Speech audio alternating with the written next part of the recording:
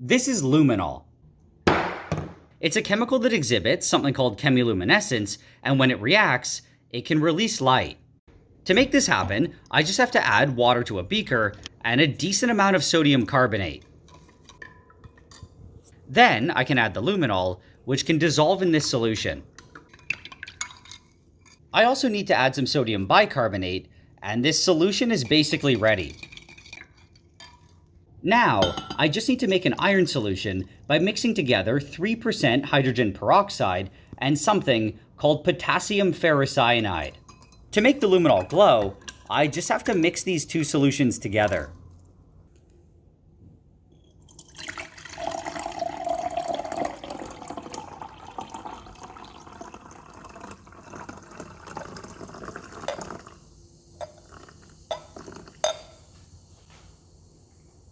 Phosphorus is an element that can come in a few different forms. One of the most reactive forms is white phosphorus, and a while ago, I was able to get some chunks of it. It's stored underwater to protect it from air, and the moment I take it out, it starts smoking. This is because it's reacting with oxygen and letting off phosphorus oxides. It's often used to make large amounts of smoke, but it's also sometimes used as a weapon, which is a bit terrifying. This is because white phosphorus is not only very toxic, it's also super hard to put out when it's on fire. To test this, I'm just going to light this small piece. It immediately starts burning and splashing, but I can put it out by just smothering it, which makes it seem not that bad. However, because it's so reactive with air, this is what happens when I take away the dish. This is bromine. It's chemically very similar to chlorine, except chlorine's a gas and bromine's a liquid. It also lets off a lot of nasty orange vapor, and this is why I sealed it in glass. Bromine's really dense, and it's more than 3 times as dense as water, and this makes its vapor really heavy. Bromine's notoriously difficult to store, and if I just put it all back into a bottle or something, it would damage everything around it. So I have to seal it again in a glass ampule that I made from a test tube.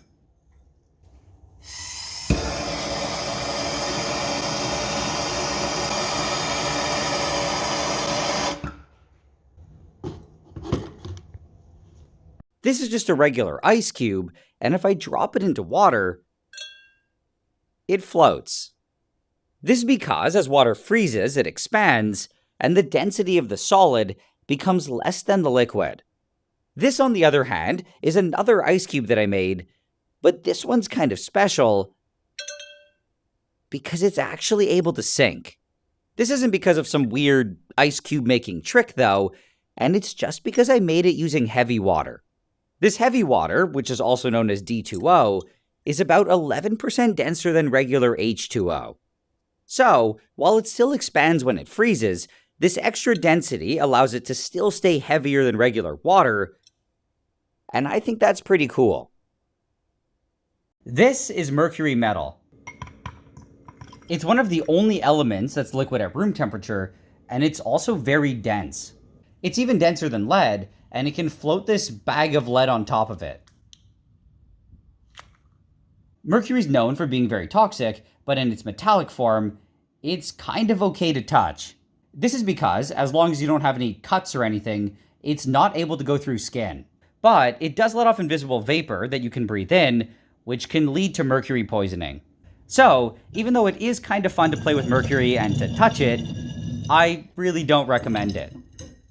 What I have here are a bunch of diamonds that I bought online a few years ago.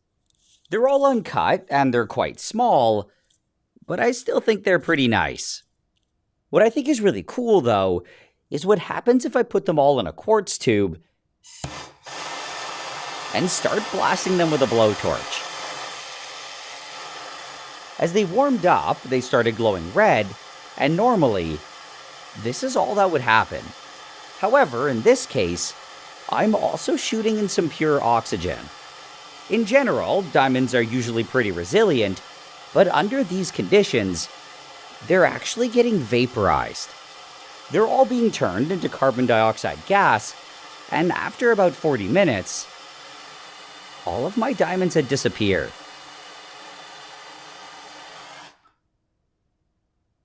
What I have here just looks like a generic little bottle of water, but it actually cost me over $100. This is because it's a very special form of water, and instead of being the typical H2O, it's D2O. The D in this actually stands for deuterium, and it's a heavier isotope of hydrogen. This causes the D2O to be about 11% heavier than normal H2O, and it's commonly referred to as heavy water. What I really find interesting, though, is that besides just being heavier, it's also supposed to taste different, and I've been really wanting to try it out.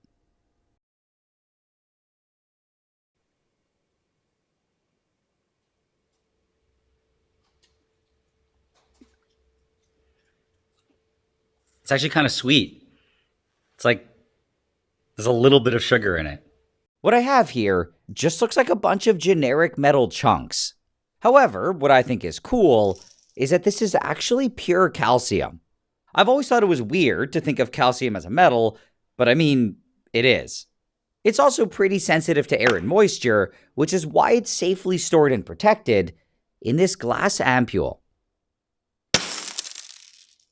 But anyway, now that the calcium is free, there's something I've been really wanting to try with it.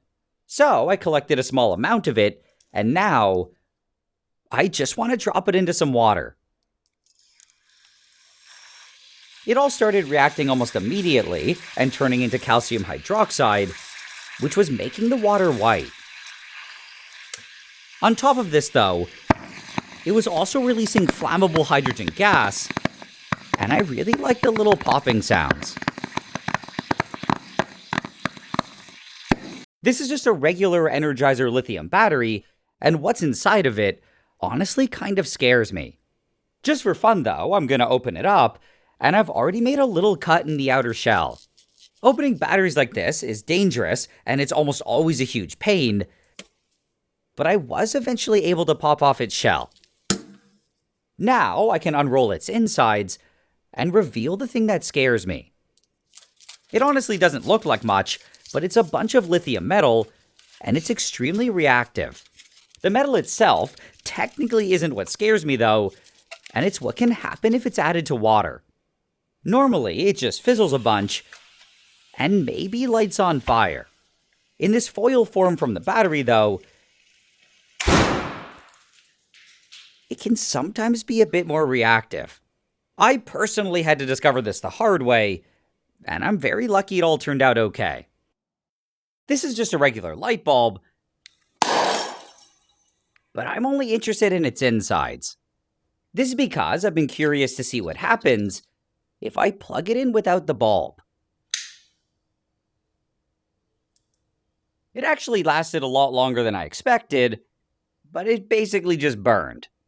There's one other thing that I've been really wanting to try, though, and for that, I had to sacrifice another bulb. Then I got some liquid nitrogen, and I carefully lowered it in.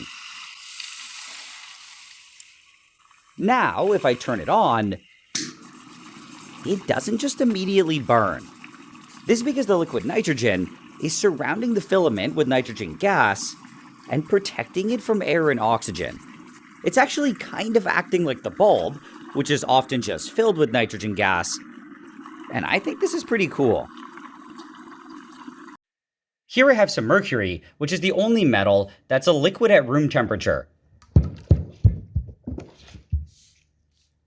What's cool about it is that it can dissolve most other metals and form something called an amalgam. This is commonly done to purify gold and to separate it from raw ore. What I think is fun, though, is to just throw some gold leaf onto it. As the mercury dissolves it, the gold is slowly pulled in, and it kind of looks like it's eating it. It's able to suck up a lot of them, and I can just keep adding more gold.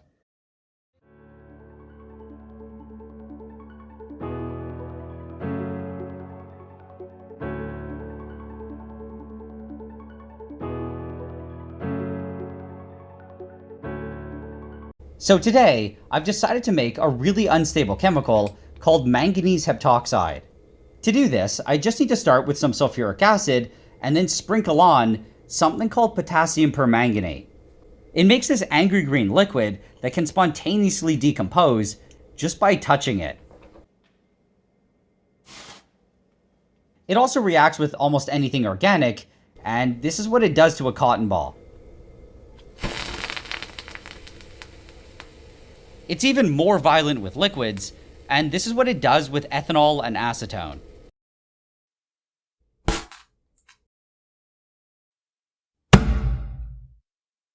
A few months ago, I made some ice that was perfectly clear, and now I want to turn it into a perfect ball. To do this, I just have to put it on this large chunk of aluminum, and it almost immediately starts melting. Then on top of this, I can slide on the other half, and now I just have to wait. Over the next several minutes, the ice slowly melted, and the two parts eventually sealed together. At this point, it should have been done, and when I opened it up, I had a nearly perfect ball of ice. There were, of course, some small imperfections, but it was still way nicer than I expected. It was super clear, and even though it was just ice, I felt like it was one of my favorite things I've ever made. Within just a few minutes, though, it was already melting, and like everything else in life, all good things must come to an end. What I have here is a bunch of dry ice, and I'm just going to drop it into a beaker and wait a bit. Now, if I light a match and try to put it in, it almost instantly goes out. This is because as the dry ice sublimated, it pushed out all the air and filled the beaker with CO2 gas. What I've been really wanting to try, though, is basically the same thing, except with magnesium metal. To do this, I first have to light it, and it's so bright that it kind of burns my eyes. But anyway, I can now try lowering it in, and unlike the match, it doesn't immediately go out. In fact, it's apparently burning even better, and it doesn't seem to care that there isn't any oxygen. This is because it's so reactive that it can directly react with the CO2 and rip the oxygen off of it. It's even able to do this with things like water and sand, and I think that's kind of terrifying. A few weeks ago, I made some bubbles that I'd filled with hydrogen gas, and I thought it was pretty cool. Since then, though, I've built up a bit of courage, and I think I'm ready to try with this. Like before, this balloon is still filled with mostly hydrogen. However, this time, about 1/3 of it is oxygen. This new mixture is actually explosive, and I'm just going to shoot it into some soapy water.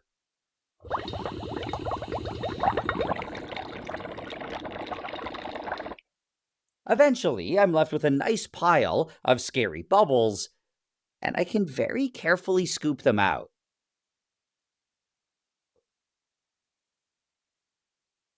Now, with some good hearing protection on, so I don't destroy my ears, I guess I can just try lighting them on fire.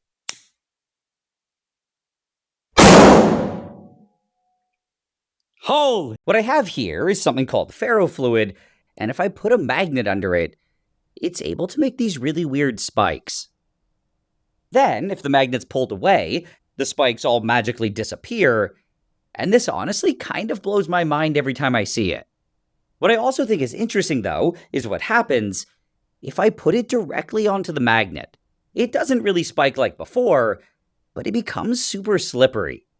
It's actually able to hold itself up, sitting on top of the ferrofluid, and it glides around with what feels like no friction.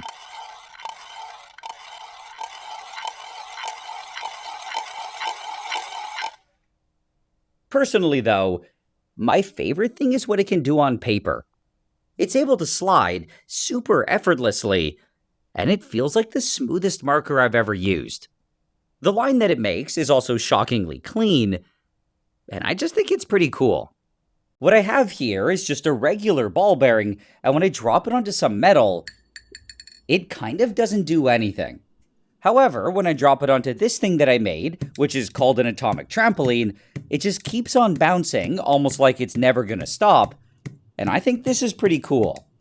What I've been really wanting to do, though, is to take 2 of the trampolines that I made, and to see if anything weird would happen if I tried bouncing the ball between them.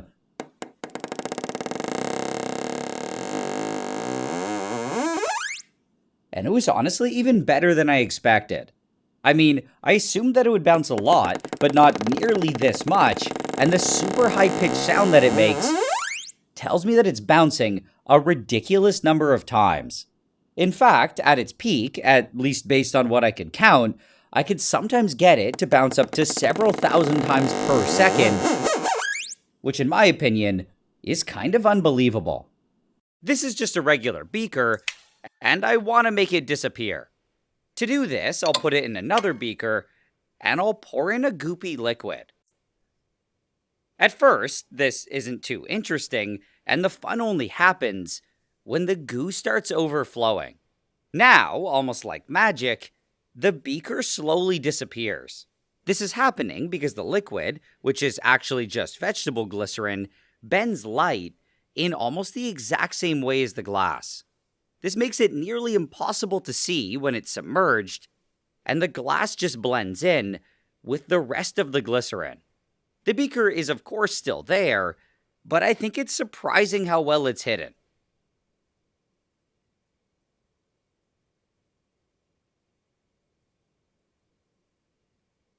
Today, I'm going to be doing one of the weirdest chemical reactions I've ever seen. To get started with this, I'll get a dish, and I'll add a mixture of sulfuric acid and sodium bromate, followed by a solution of malonic acid and water. Then into this, I'll shoot in a solution of water and sodium bromide, and it almost immediately turns yellow. This is just a bit of bromine forming, and I'll have to mix it around and wait for it to disappear. Now I can add the final ingredient, which is some Fairwin indicator. I also have to mix this around until it looks pretty even, and after that, I just have to wait. At first, not very much was happening, but then I started seeing some small little spots appearing. Even more of them then started popping up, and they were all getting bigger and bigger. What's going on here is called a Belousov-Zhabotinsky reaction, and it's still one of the weirdest reactions I've ever seen. This is just a bunch of dry ice, and it's basically just solid carbon dioxide. What I think is interesting, though, is what happens if I seal some of it in a pressure chamber. Normally, dry ice just sublimates and turns directly into a gas, but here, it's actually able to melt. This is because the pressure in the chamber is able to build up, and once it gets above around 75 psi, the liquid form of carbon dioxide is able to exist. What I think is really cool, though, is what happens if I heat this whole thing up with a hairdryer. All the CO2 eventually goes supercritical, and it turns into something that's kind of a liquid and a gas at the same time. If I then cool it down, all of the liquid CO2 starts coming back, and I can't help but feel like this kind of looks magical.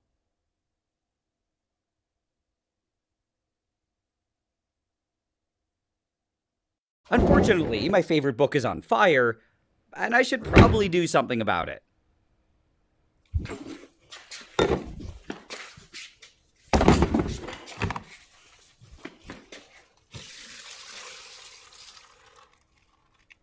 Okay, so that worked, but I think that all this water might have actually been worse than the fire. Thankfully, though, this wasn't water, and it was instead something called Novex 7100. It's the same thing that's sometimes used to put out fires in places like museums and server rooms, which really can't afford to get soaked with water. Chemically, it's known as methoxy-nonafluorobutane, and in theory, it should just all evaporate and leave me with a completely intact book.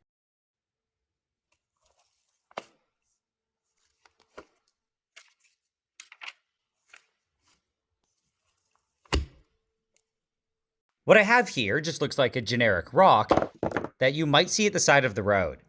However, it's quite rare because it doesn't even come from this planet. It's a chunk of a meteorite that came from space, and it's magnetic because it's made of mostly iron and nickel.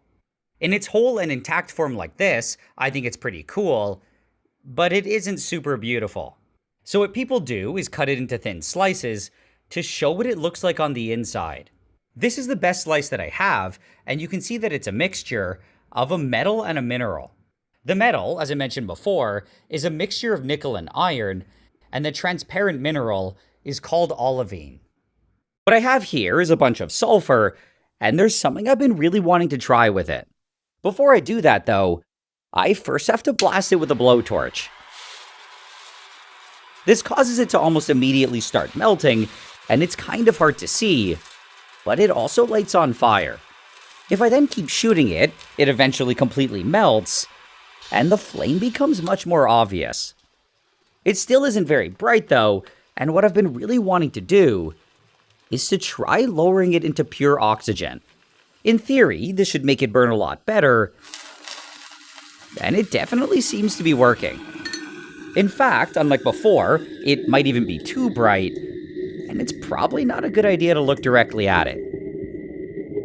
But anyway, the only unfortunate part is that it doesn't last for very long, and within about 20 seconds, all of the sulfur had been completely vaporized.